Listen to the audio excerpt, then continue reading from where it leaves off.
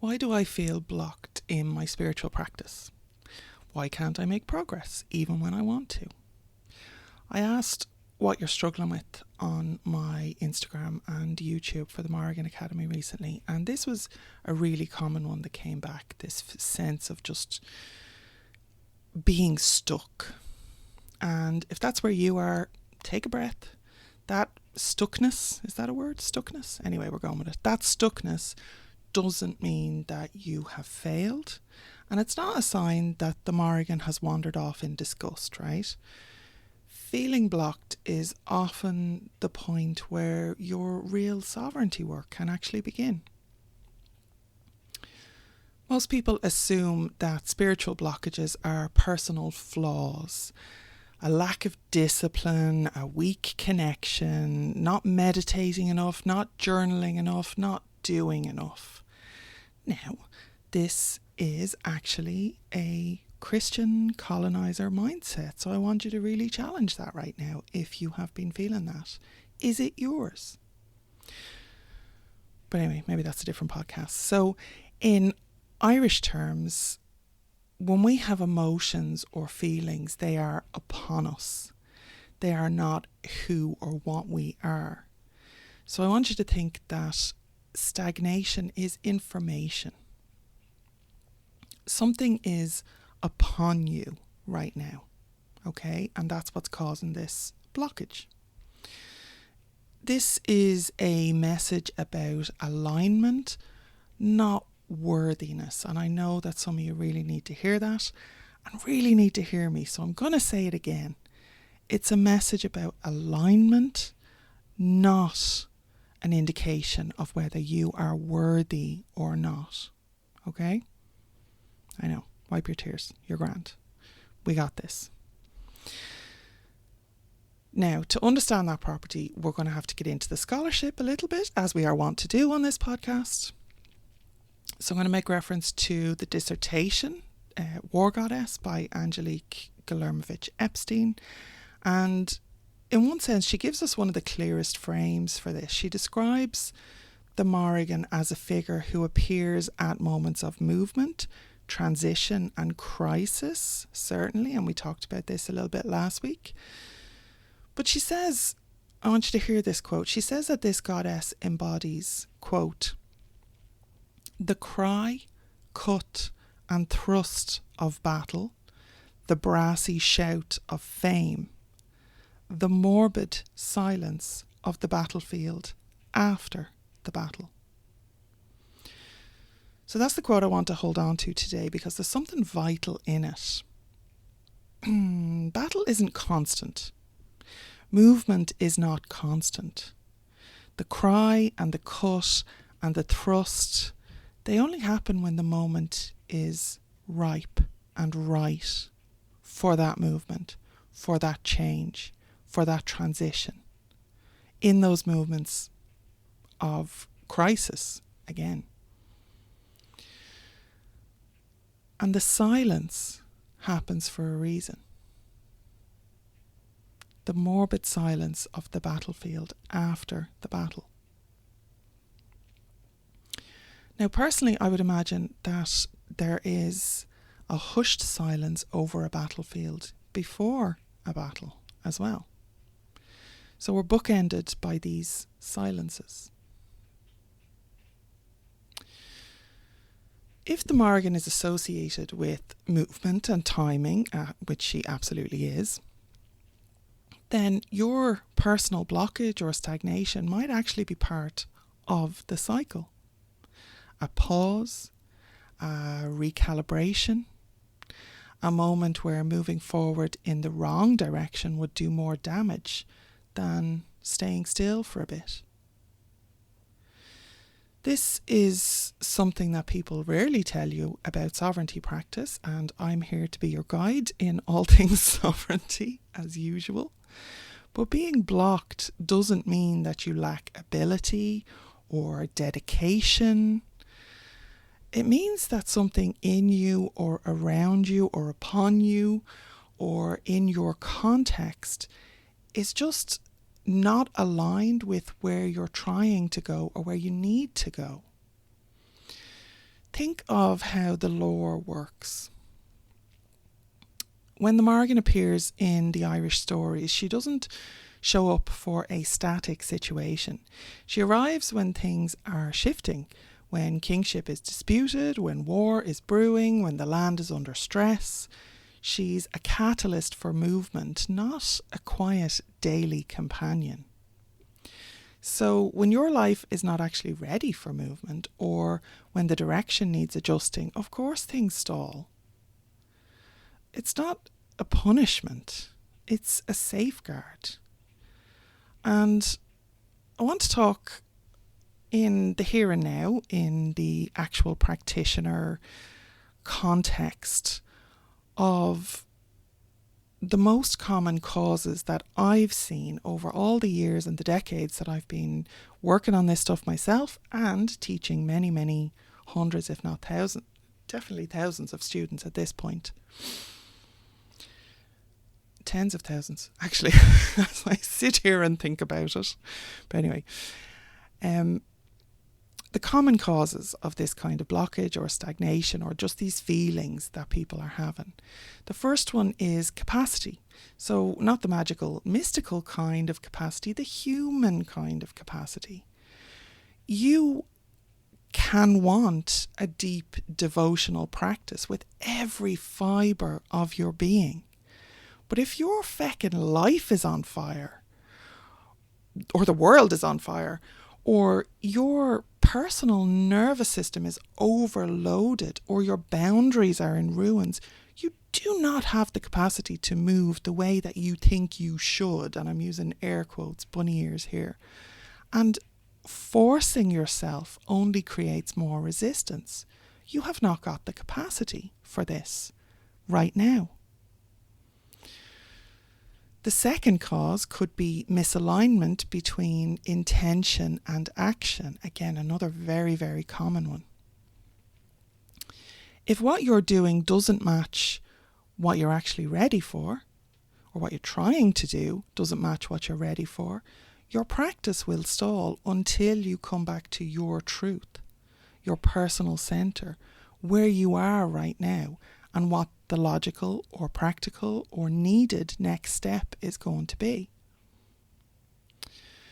So this intention, this misalignment between your intention and your action, coming back through that's sovereignty. It's not about doing more. It's about doing what's right for this moment. The third most common cause that I see for this kind of stagnation is direction, strategy, or rather a lack of or a misunderstanding of. So you might be trying to run down a path that's not actually yours. The Irish war goddesses, in my experience and in what I've seen as they guide students down various paths, is that they guide communal and contextual movement, not personal fantasy. And if you need to hear this, really sit with this for a minute, okay? If the path you're chasing is based on comparison, on pressure, on some kind of fantasy projection that you need in your life right now, certainly, but you're not getting from these goddesses, and you won't, honestly. You're certainly not getting it from me. I'm sure there are people out there who will happily hold your hand, pat your head, give you a little kiss on your forehead and tell you that, you know, your fantasy Mórrigan goddess is exactly your personal spiritual guide and your mother and the lovely benefactress who will show up in times of need. Look, if that's what you want, go get it. Absolutely. There's people out there who will take your money and take your time and take your attention to feed their own ego, hand over fist, and give you exactly that kind of fantasy presentation in a neat little package with a little bow and, again, lovely little kiss on the forehead. I am not a kissing on the forehead kind of person. I am to my family. El John regularly gets a little kiss on his forehead. But unfortunately for all of ye, that's not what we're here for, right? Because it's lovely. It would be lovely. It feels lovely. But again, if the path that you're chasing is based on this comparison, pressure, or fantasy, or, somebody else's idea of devotion, you're going to hit a wall really, really quickly. That's a big blockage, right? You are absolutely going to be kicked off the Morrigan path. If she takes notice of you at all, she's going to be like, get the fuck, right? And there's a fourth one, which kind of ties in with the fantasy one, but which nobody ever really wants to admit. And again, I'm not here to hold your hand. We're here to do the work, make sure that what's going on in the world is guided and supported by people who actually know what they're doing, right?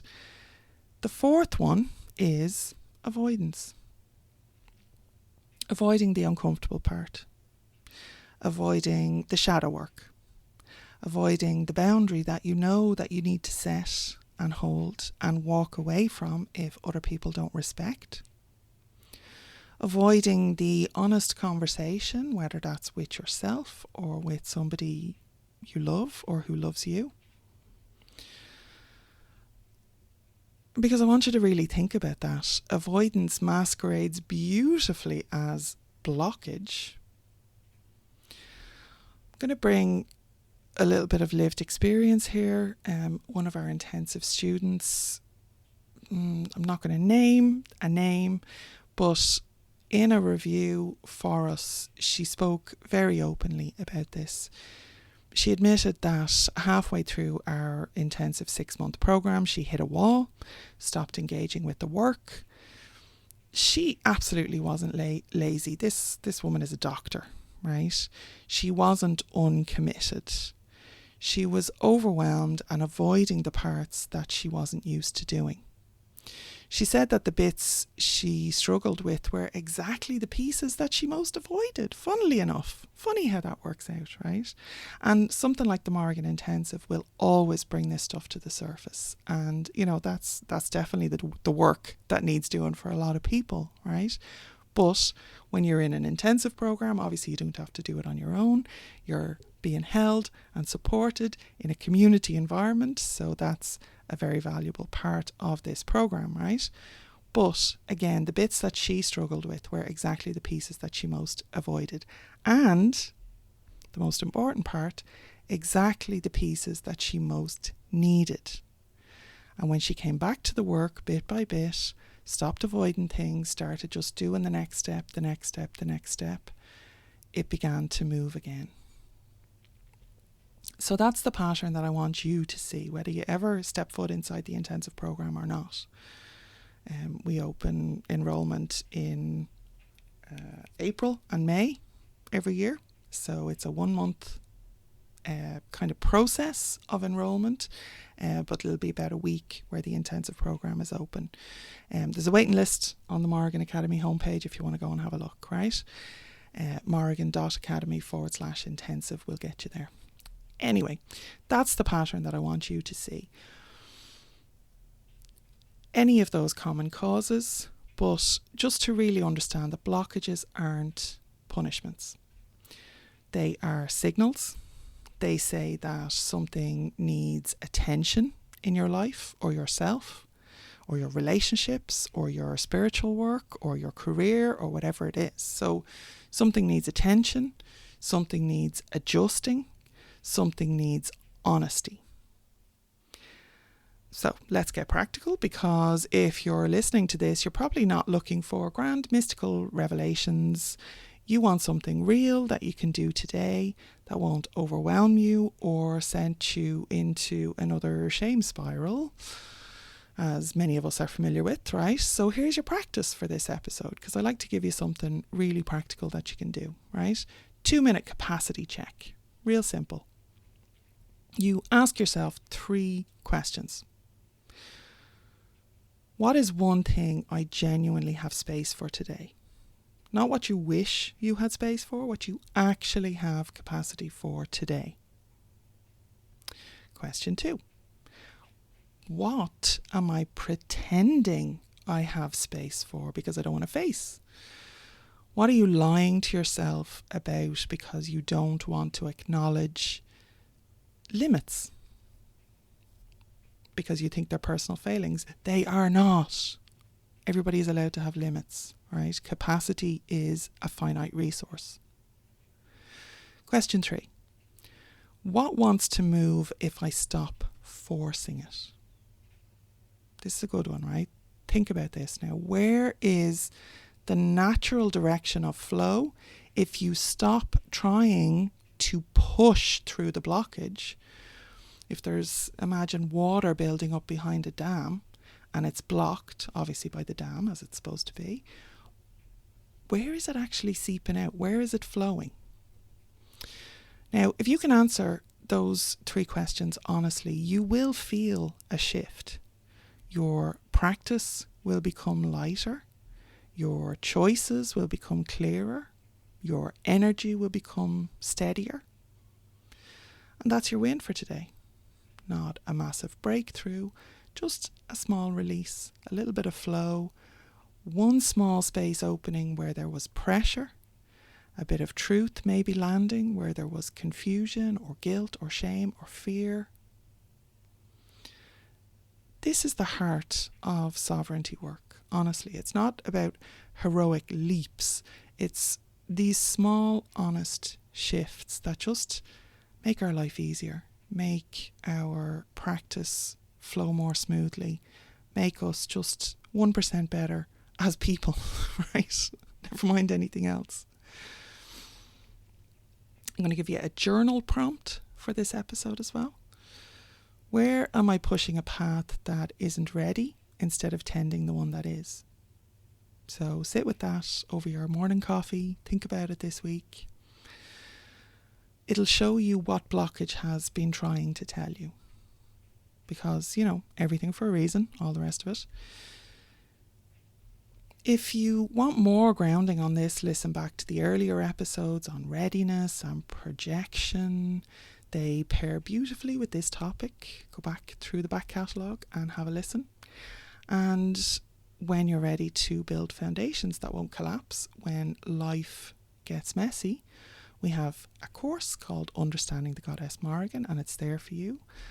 You can look at the courses at the top of the Morrigan Academy along the top bar, click on courses, and there's loads of resources there for you if you're ready. So I'm going to finish with a reminder that I personally keep coming back to because everybody is doing this work. It's not just you, I promise. Feeling blocked doesn't mean that the Morrigan has stepped back. This is a busy goddess. She has a lot going on, right? She's not, as we talked about last week, she is not necessarily here for every single person. She's here for us as a tribe, right? But it could mean that she's asking you to stop, to tell the truth, to redirect. Stagnation is part of a cycle. It's not failure, it's information. Now,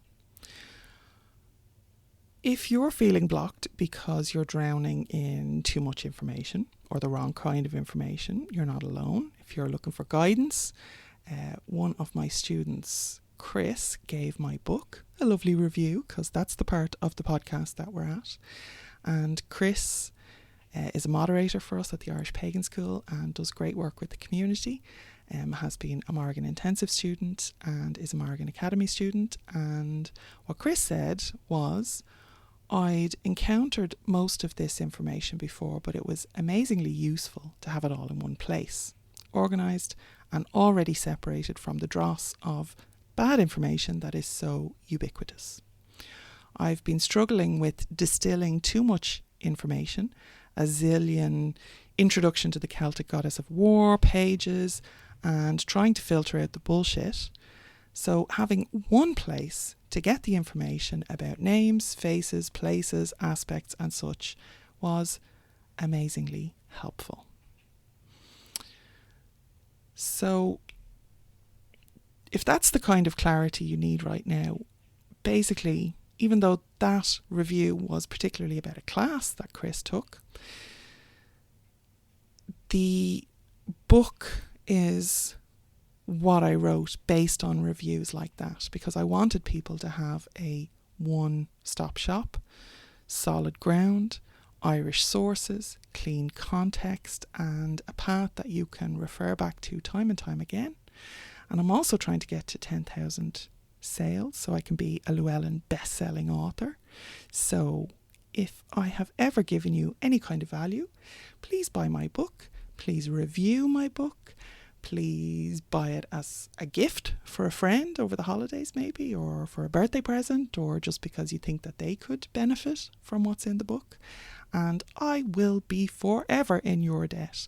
There will be such a party if I get to 10,000 copies sold for the Llewellyn bestseller list. I will absolutely make a big splash, an online gathering, and we can all celebrate together, because every single book bought, every single review for the book, which helps other people have faith and trust in it.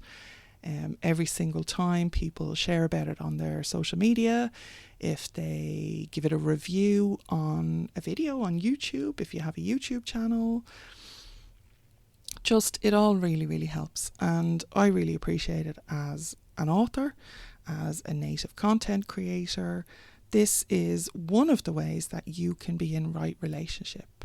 You know, it's not about big money, spending big money or anything like that. It's about these small little acts that are thoughtful, that are considerate, that are reciprocal, that are given back a little bit to me as the author and the guide, that a lot of you gain benefit from, often for free, mostly for free, actually, most people, which is great, because my job is to give you authentic connection and authentic resources, and to step out of the way and let you form your own relationship with the Irish goddess Mórrígan.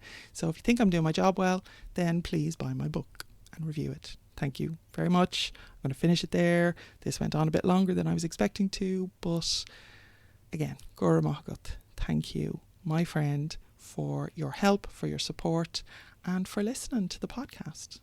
Slán.